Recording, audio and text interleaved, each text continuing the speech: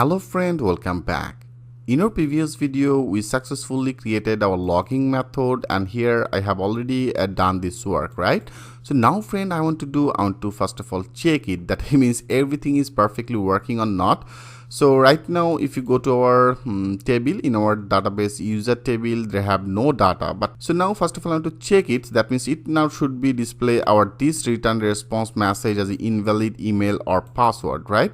So now if you want to check it, you can check it with this Postman. As I told you friend, make that sure you install it. So here right now with this, we will actually check our this API. That means this API here, I have actually named it as a /logging. So now I want to access it. So if you want to access it, that means right now that is actually our project URL, and also my server is now running. That means PHP artisan server is now running, and it's now giving me one of the development server URL. So that is our server URL. So now first of all, I want to copy it. And now, as I told you friend, everything step by step will be more clear to you. So now I want to check it with this Postman. Here I want to create another new one. Okay, so here I simply paste it. So that is our main server link, and after that that will be as a /logging. So if you want to access it, by default here also you're using as a API auth, right? So now I want to also you have to, if you want to access it, first of all you have to add as a API. So I copy it. First of all, here you have to use that as the API, and then our /logging. Okay, that is our URL I have created in our API area. So right now that is our app, that means that is our API. So use this API, and then that is our URL as a logging. So now I want to check it. So here that is a logging, and now there is a logging, and now we have to go to that body. So into the body, that is our form data. So into the form data area, I have actually passed two of this field. So now I want to check it with the email, right? So with this actually I pass it, right? If you go, there is email, and then another one as a password. So that will be another one as a password. Okay, so right now I don't have any data. That means it should be not getting any data in here. Here it's totally now empty. So now that should be display that our error message. So I want to check it with the name. I name it as Aryan. Okay, aryan@gmail.com. And then I put another password, whatever the things. Right now I don't have any user, so later we will actually create it.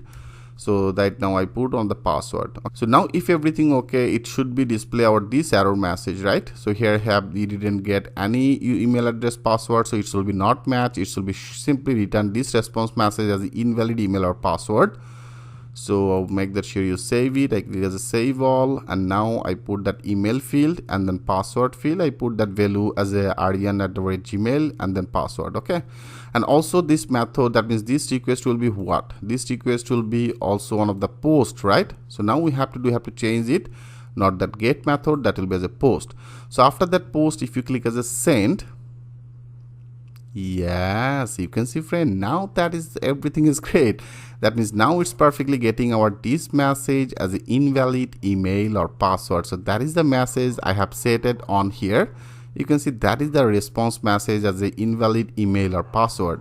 So now it's perfectly getting this message. As I told you friend, we'll check everything with this Postman, then we'll view it with the React. Okay, so step by step, as I told you, everything will be more clear to you. So right now friend, I don't have any user. So now I want to create one of the users. So if you want to create it, that means we have to create one of the register method, right?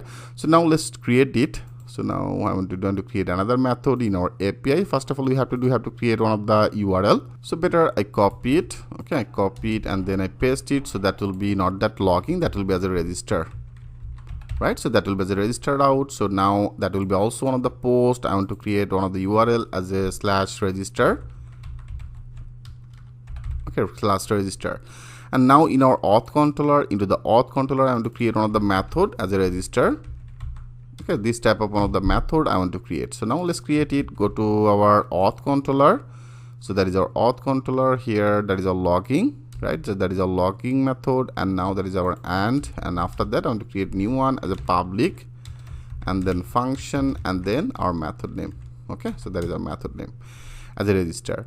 So friend, as I told you before, so before I'm actually using that request, and that is our default one of the requests. So if you want to create some of the custom requests, you can also create it. Better I want to show you Right now I don't want to use that request because of all that is also one of the post, right? So for the reasons here, right now we have to pass that as a request. So better I want to do and to create one of the custom request. So if you want to create that custom request, first of all you have to create it. So that is our project, right? So into the project I want to create one of the new requests. So that will be as a PHP artisan make and then request, and I want to create one of the register make request. Okay, register request. So this type of one of the request I want to create, that will be as a register request. Okay, so that is a PHP artisan make request and then register request. So now if you click as a enter, now you can see our request created successfully. So when that will be created, that means in your project, into the project you can see in our app, and there is I better minimize it. So into the HTTP area, it will be now created another folder as a request, and into this request area I have created this register request.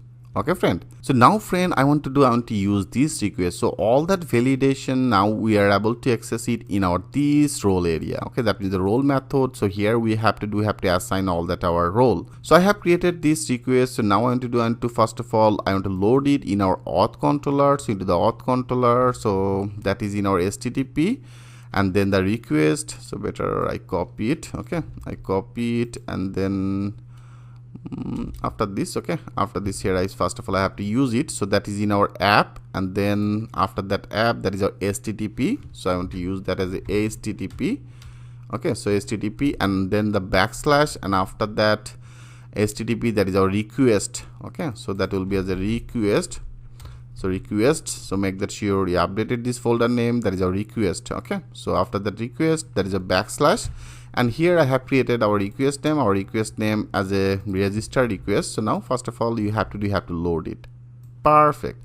So now we are able to actually use this request. Okay, so that will be our custom request. I copy it. So before I pass that only request, so now I want to pass this register request and then our request. Okay, so here that is actually our custom request. So now whatever the role you want to assign for this register, you can assign it. So now go to our this register request. So into the register request here, first of all that is our return. So this return obviously will be as a true. Make that sure you updated this authorization. So this authorize here you have to make it as a true. Okay, so I make it this return will be as a true. And then in our role methods, into the role method, this return here I want to add that all our role. I want to set this role. First of all I want to use that for the registration. We need that name, right? If you go, there is a name will be needed for the registration. We need that email and then password.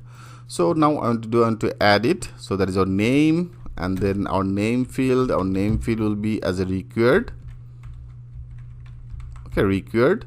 And also you can put that maximum character. So I make it as a maximum. Okay, maximum will be as a 55. So this type of one of the validation I want to use for the name and also for the email. Okay, I use that another one for the email, and also this field I make it as a required. Okay, required, and that will be obviously one of the unique for our database table. So I make it as unique. Okay, unique. So that will be as a unique in our which table. So that will be needed our table name as a user, right? So that will be unique in our this user. So if you actually created one of the email as a kazi@gmail.com, so it will be check it. So this the kazi is already exist in our this database table or not. So now I want to check it. That will be as unique in our user table, and also you can use that minimum or the maximum. So minimum, I make it as a minimum character. Okay, minimum character as a 5, and then maximum character, so that is always a max. So max character value I want to make it as a 60. Okay, perfect. So that is a minimum and the maximum. And also our password will be needed. So that will be our field name, database field name as a password. And for the password I want to put that validation. That will be obviously one of the required. And for the password, if you want to add that minimum character, you can also use it as a minimum. Okay, minimum character value I want to use as a 5. Okay, 5 or 6, whatever actually choose. So now I make it as a 6. And also for the password, that have another one as a confirm password. So if you want to use that confirm password, if you want to match it with both of these, then there is another as a confirmed. So confirm you have to write. Okay, So perfect. So that is all that role I just simply assign for our registration. That is a name and the email. Email will be required and this will be unique in our user table. Minimum character will be 5, maximum will be 60, and for the password that will be as a required. Minimum character will be 6 and that will be as a confirmed. Okay, for the confirm password field I want to use both of these. Perfect. So now I am actually created this role and that is our name. So our name is a register, that is a register request. So now in our auth, into the auth area, first of all you have to load it. So I have already loaded. So that is our request name as a custom request name is a register request. So now I am actually using it. So that is our function, the register, our custom request, and that is our request, right? So friend, better I want to do and to continue this process. In our next video, we'll create our this registration method. And after that, we'll check it with the postman. Okay, so how can do that work? In our next video, I will show you that things with the live example. So thanks for watching and I'll see you in the next video.